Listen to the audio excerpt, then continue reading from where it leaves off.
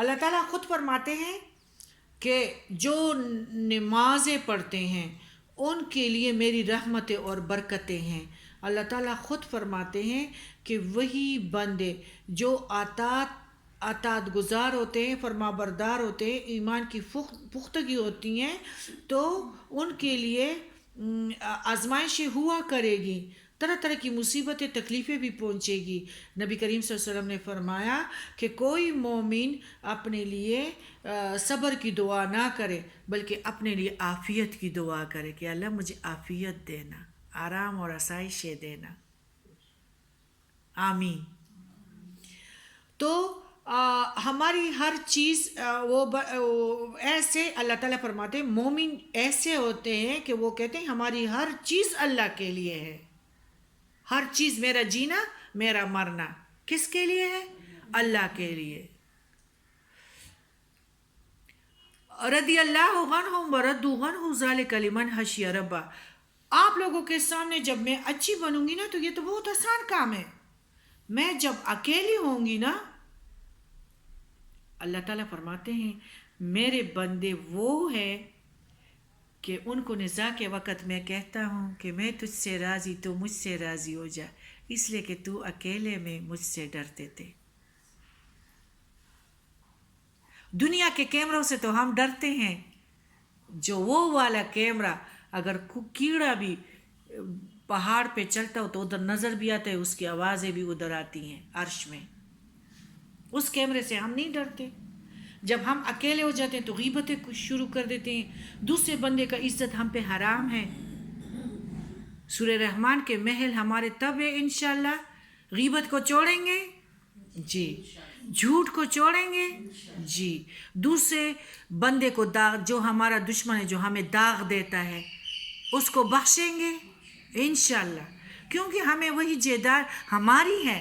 اللہ تعالیٰ فرماتے ہیں میرے بندے جو ہیں کبھی بھی مصائب سے نہیں ڈرتے، جان و مال کے نقصان سے کبھی بھی نہیں ڈرتے، اور اس وجہ سے ان تکلیفوں میں اتنا خوش ہوتا ہے، ٹھیک ٹھاک ہوتا ہے، اور وہ اس میں نجات سمجھتا ہے کہ اس دنیا سے وہ اس چیز کو، موت کو نجات سمجھتا ہے، موت سے نہیں گھبراتا.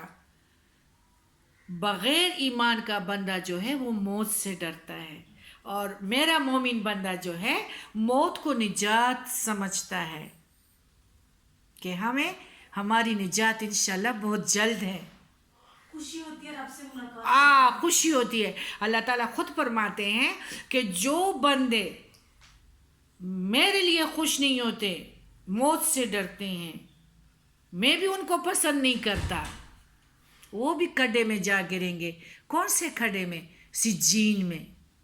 جو بندے میرے ہوتے ہیں، میری ملاقات کی خاطر ادھر دنیا والوں سے الگ تلک ہوتے. الگ تلک ایسے نہیں، مطلب اگر کسی نے بدتمیزی کی تم نے بھی بدتمیزی کی تو برابر ہو گئے، اگر کسی نے جاہلیت کی تم نے بھی جاہلیت کی تو برابر، کسی نے ظلم کیا تم نے بھی ظلم کیا تو برابر. جو اللہ تعالیٰ کے ملاقات کے لیے تیاری کرتے ہیں وہی صحابی کی مثل ہے. تو اللہ تعالیٰ فرماتے ہیں کہ اللہ کا نام اور اللہ کے دین کو بلند کرنے کا مقصد نہیں چھوڑتے. نماز، زکوٰۃ اور لوگوں کی مدد، غریبوں کی مدد، یتیموں کی مدد کو نہیں چھوڑتے، اسی میں لگے رہتے ہیں.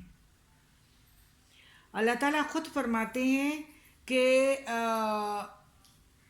اور ایسے لوگوں کے لیے میرے پاس بہتر سے بہتر بدلہ ہے، اور بدلہ دینے پر میں قادر ہوں.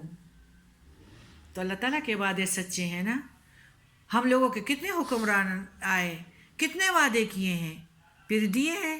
اللہ حق ہے اور اس کے وعدے بھی حق ہے، پکا ہے. اللہ تعالیٰ فرماتے ہیں میری مومن کو پتہ ہوتا ہے کہ میری جو بھی وعدے ہیں وہ سچ ہیں، اور میرا پروردگار مجھ پہ ان کا یقین ہوتا ہے، اندھا بھروسہ ہوتا ہے. اسی بھروسے وجہ سے وہ ہر غم سے پاک ہوتا ہے، اور وہ یہی کہتا ہے کہ اللہ تعالیٰ ضرور صلہ مجھے عطا فرمائے گا. اللہ تعالیٰ خود فرماتے ہیں کہ ایسے لوگوں کو میں تو دنیا میں بھی عنایتیں کرتا ہوں.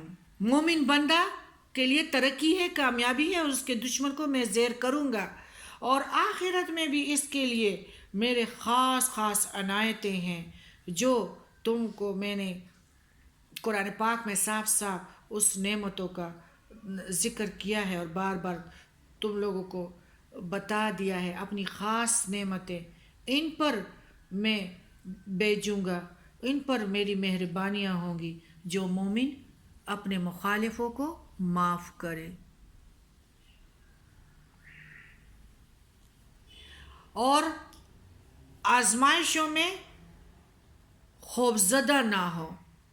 آزمائشوں میں خوفزدہ نہ ہو تو اس کے دشمن کو میں ذلیل میں کروں گا. مدد کس سے مانگیں گے؟ اللہ سے. صبر کرنے والے کے لیے قرآن پاک میں اللہ تعالیٰ فرماتے ہیں کہ میں نے راہ سیدھی کر دی ہیں اور یہی لوگ مجھ تک بڑے کامیابی کے ساتھ پہنچ جاتے ہیں. وہی لوگ کامیابی کے ساتھ پہنچ جاتے ہیں. تو بات یہ ہے کہ جو ہماری بی بی ہاجرہ تھی, اکیلی رہ گئی, صفا اور مروہ کالے سیاہ پہاڑ, کس پہ یقین تھا؟ اللہ پہ. کیوں کامیاب ہو گئی؟ اللہ سے یقین سے سب کچھ آگ سے ابراہیم علیہ السلام کیوں نکلے؟ بھروسہ کس پہ تھا؟ اللہ سے. انشاءاللہ آج سے بعد ہمارا انشاءاللہ ہمارا پرومس ہے, اللہ سے وعدہ کرتے ہیں, اللہ کی محفل میں بیٹھے ہوئے ہیں, جنت کے باغیچوں میں بیٹھیں گے. اللہ ہمیں بھی ایسا اندھا بھروسہ عطا کرنا کہ ہم مخالفین کو بھی معاف کر دیں. اللہ تعالیٰ نے جو اللہ تعالیٰ خود فرماتے ہیں 62 میں سورہ یونس میں کہ یہی بندے میرے ولی ہیں, میرے دوست ہیں, جو مصائب میں بھی مجھ سے نہ ڈرے, اور وہی ابراہیم ان کا باپ تھا, دادا تھا, اس کی طرح آنکھیں بند کر کے مجھ پہ بھروسہ رکھے. ان پہ اسی طرح گل گلزار اس دنیا کو بھی بناؤں گا. یہ والے کائنات بھی میرے بندے کے ہیں, اور ابدی کے نعمتیں بھی جو سورہ رحمان بھی ہیں وہ بھی میرے بندوں کے لیے ہیں.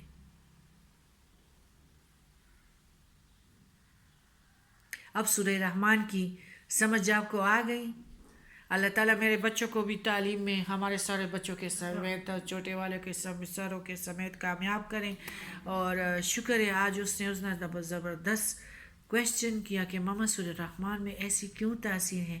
آج تو آپ لوگوں نے بھی انجوائے کیا کہ ان جائیدادوں کے لیے انشاءاللہ ہم کریں گے. تو کبھی پتہ تھا کہ سورہ رحمان سے آج پتہ چلا نا کہ مومن بندہ غریب نہیں ہے. اللہ تعالیٰ بڑھیا نعمتیں دیتا. بڑی نعمت ہے. ابھی ہمارے پاس کون سی کمی ہے؟ شکر ہے, اب بھی شکر ہے. پانی ہے, رزق ہے, سبزہ ہے آنکھوں کے لیے, بڑھیا نعمت. یہ زبان کے لیے ساری نعمتیں ہمارے لیے ہیں. کون سی کمی ہے؟ سبحانک اللہم و بحمدک اشہد ان لا الہ الا انت استغفرک و اتوب